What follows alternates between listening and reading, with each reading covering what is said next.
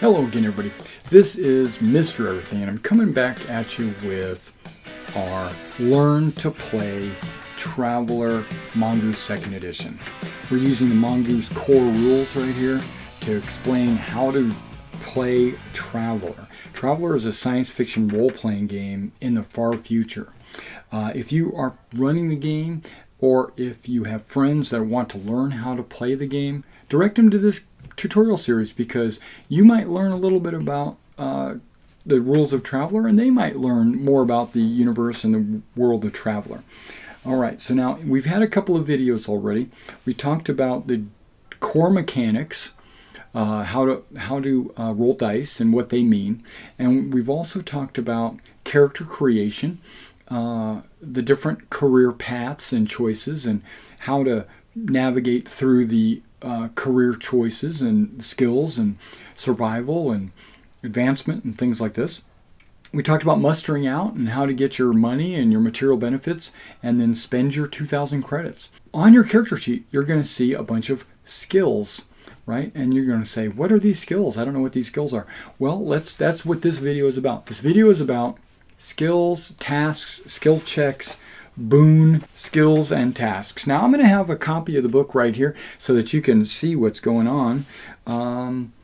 All right, skills and tasks.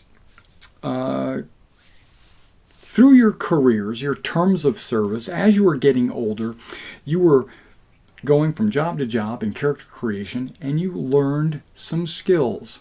Now these skills have levels.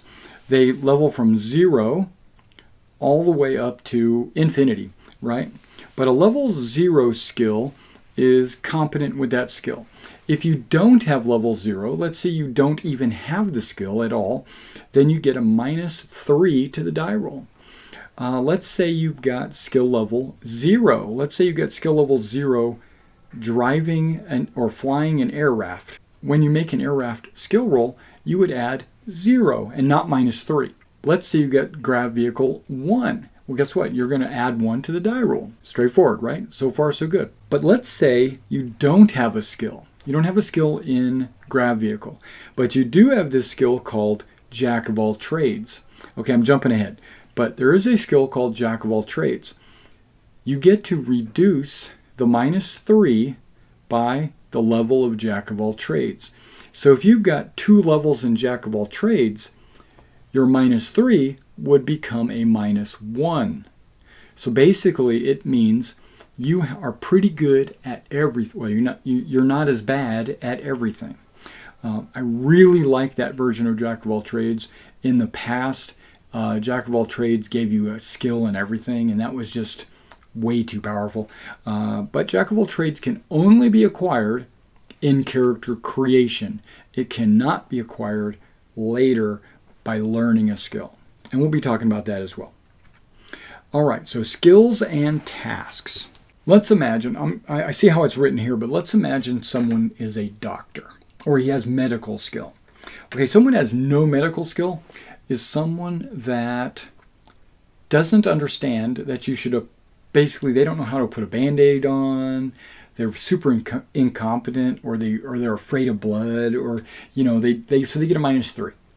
Someone that is maybe taking a 4-hour course in first aid might have medical 0. Or maybe combat lifesaver course or something that's taken about 1 day to a week or something like that. They get medical 0, so no minuses. Now let's say they are maybe a field medic or a nurse. They would get medical 1. Right? That's when you get medical 1, that's about your competency.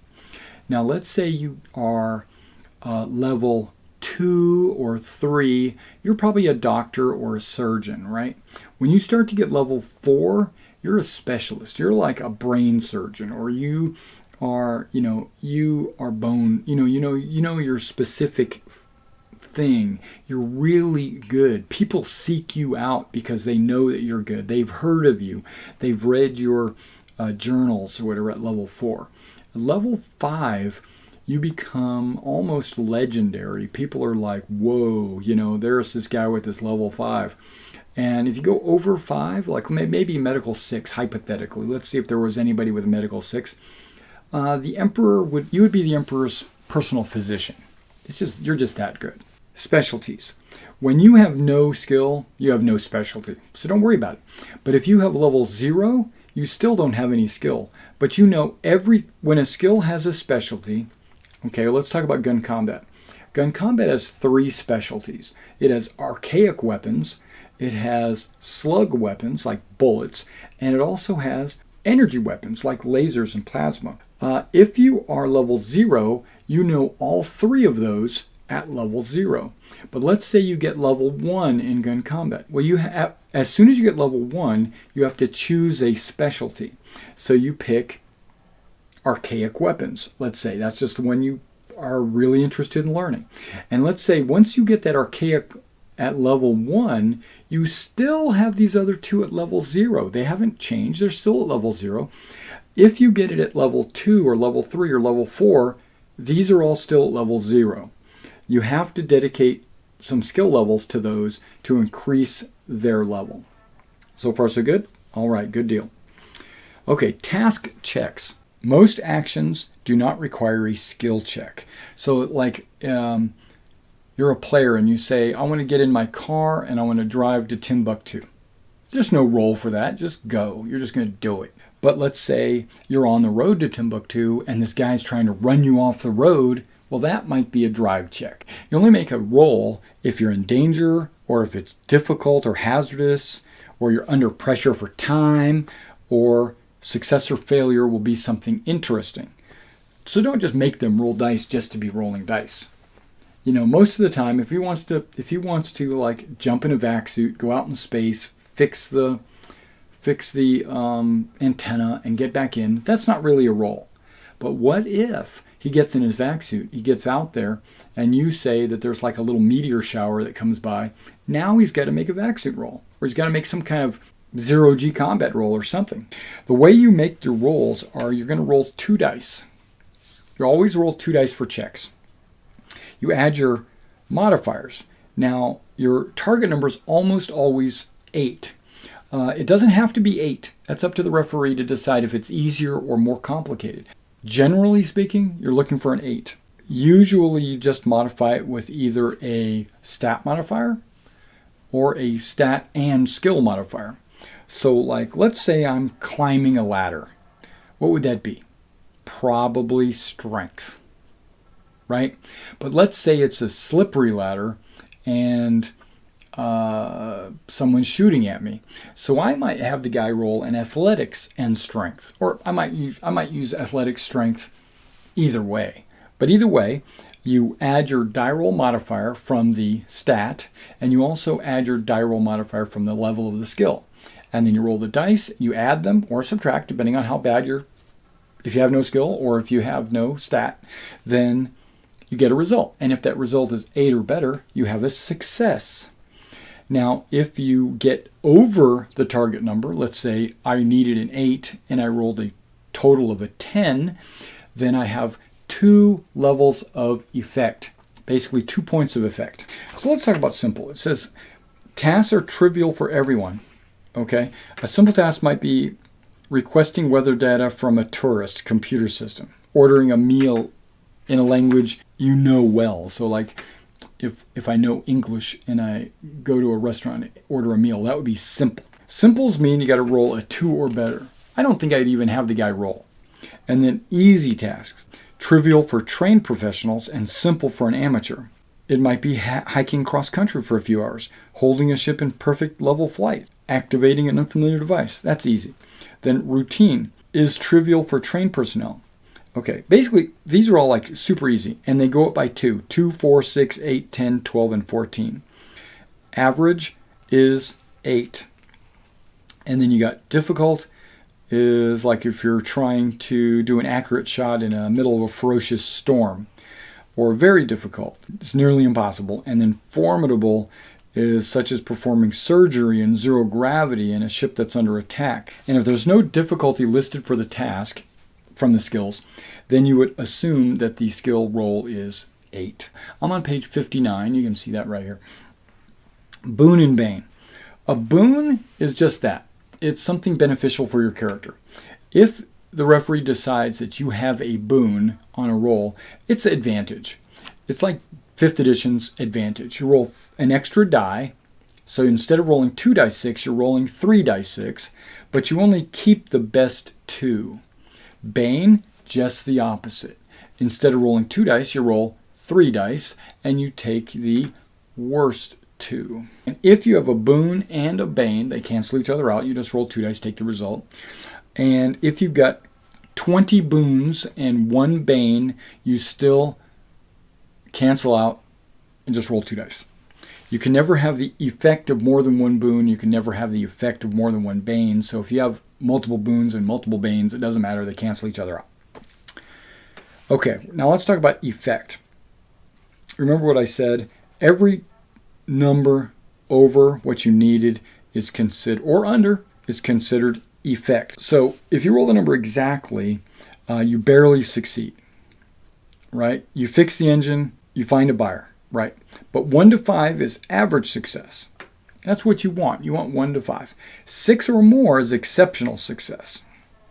It's like, but sometimes these numbers of effect will affect some other results. If you roll a 6 or less under the target number, then that is considered exceptional failure. You might get into further trouble. That's up to the referee how he wants to work it, but in layman's terms, we would call that fumble and critical.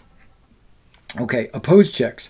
If 2 or more travelers are opposing one another in a direct task, and when I say traveler, it could be an NPC, an opposed check is made. Both travelers make their task rolls. Whoever has the highest result wins. If you try to do multiple tasks, like shoot and fly, or hack a computer while shooting somebody, basically your difficulties go up by 1. Time frames. Okay, I don't usually worry about time frames unless it's an extremely long event. Sample time frames are listed here, like shooting or punching or jumping. That's just 1 second. But a combat round, which is 6 seconds, if something is a D6 combat rounds, the increment is 1 combat round. So if you speed it up by 1 increment, or yeah. And then there's seconds and minutes. Applying first aid is 1D minutes. Like building a shelter is 1D hours. Repairing a damaged ship is 1D times 10 hours. Let's say you're trying to repair a damaged ship and it's 1D 10 hours. You can go faster. So you could say, I want to hurry, right? And if you, for every level that you hurry, you reduce the increment by what it says, like 10 hours. It's basically a bonus on the die roll, really, in this case. So you can reduce it by 10 hours by going from routine to average, or from average to difficult. Okay, and then there's something called task chain. Now you can also go slower. Let me back that up. If you go slower, it makes it easier. So if you don't really know what you're doing, or if you want to take your time to ensure success, you're not in a rush, take some time. Like let's say you're picking a lock, right? And I say it's going to take 1d6 minutes to do it. You could say, and the increment is minutes. You could say, well, I'm going to take an extra 6 minutes. That makes it 6 levels easier. That's just crazy. Task chains. Okay, if you fail the roll and you want to roll again, you're going to get minuses to do it. So every time you attempt to do the same task, you're going to get minuses. The minus is how much you failed the check by previously. So if you failed it by 1, you'll get a -1 on your next check. Now let's start talking about the actual skills themselves. Okay, the first one we're going to talk about is admin. This is kind of confusing to some players. It's bureaucracy and administration of all sorts, including the navigation of the obstacles or disasters. It covers tracking inventories, ship manifests, and other records. What that basically means is when you walk into an office building and you want to know like where the specific file is kept, or if they're requiring you to fill out a bunch of forms, your admin might speed you through being able to fill those forms out, or dealing with police harassment, or avoiding close inspection, because you know what to say or what to do in regards to policies. Advocate is like legal. It's like law. Basically, you know about, you can argue in court, and you can help someone if they're breaking the law. Okay. Animals is it has specialties, so you can have handling, veterinary, and training, right? So it's basically, you can either handle animals, like know when to feed them and know when to walk them and stuff like that, where training is like teaching them how to carry, like teaching a horse how to carry a rider and stuff like that. Then art, there's a variety of art skills like performer, and then holography, which is like photography, but it's using a holographic image. Then you got instrument, visual media, and write. Then you got astrogation. It's in earlier editions it was called navigation, but they didn't want you to get that confused with land nav, because astrogation is being able to navigate in space. Then there's athletics, and there's a couple of those are all targeted by your physical stats, like dexterity, endurance, strength. Like if you need to do a long jump, then that would be a dex average 8. If you need long distance swimming, that would be endurance. And then if you needed a strength of feet, like picking up a boulder or lifting a portcullis or something, that would be a strength athletics. Then you got broker, that's negotiating deals and finding buyers. Carouse. Carouse is being able to drink someone under the table or gathering rumors at a party. It's basically just you partying, knowing where the parties are, stuff like that. Deception, being basically lying, being able to conceal your true intentions. A diplomat is someone that can negotiate. You can greet people properly. A diplomat is kind of like etiquette. And then you have drive. Now, drive is ground vehicles like hovercraft, mole, that's digging underground, tracked vehicles, walkers, with legs, and wheeled vehicles. Electronics. Okay, now electronics is more than like wires and solder. It is communicators, computers, remote ops like drones and missiles and robots. Sensors, so electronics is really kind of using electronic devices, but it's also fixing them. Engineer, the specialties on engineer, an engineer is someone who works in the engine room of a starship, or a non-starship, and can fix maneuver drives, jump drives, which is your engines that put you into jump space, life support, which I always had played in the past. Life support was mechanics, but they're saying that's engineer. And power, the power plant, which is a fusion reactor, is an engine. Okay, then there's explosives. Explosive skill, it's knowing how to best effectively use an explosive. So like if I have a shape charge or a breaching charge, I'll know, don't put it on the ceiling, put it on the wall, because it would breach better. Things like that. Or if I need to disarm something, that would be explosives. Flyer. Basically, flyer is anything inside an atmosphere that flies. So like an airship, a grav vehicle, an ornithopter, rotor, or a winged, like a jet or a biplane. Then you got gambler. Guess what that is? It's just being able to win at games of chance. A gunner. A gunner is someone who is on a ship that can use a gun that does ship damage. Like it's a massive gun. Like you're sitting inside of an enclosed turret, or you're using artillery, which is like guns from space. You know how to target planetary body, like cities or trenches or whatever on the planet. Screens. So it's weird. You're a gunner, but now you're learning how to use force fields. Now, force fields are super high tech, beyond the limits of most of my Traveler games, but it's in there. And capital ships. Capital ships have this type of gun it should just be called spinal mount, because capital ships have these guns like the wave motion gun, which go the length of the entire ship and blow things away. Okay, then there's gun combat. That's your personal archaic energy or slug. Basically, it's for firing a gun. Heavy weapons. Heavy weapons are things like man-portable, like missile launchers, flamethrowers, machine guns. Then you got artillery, which is like your anti-tank guns or your howitzers.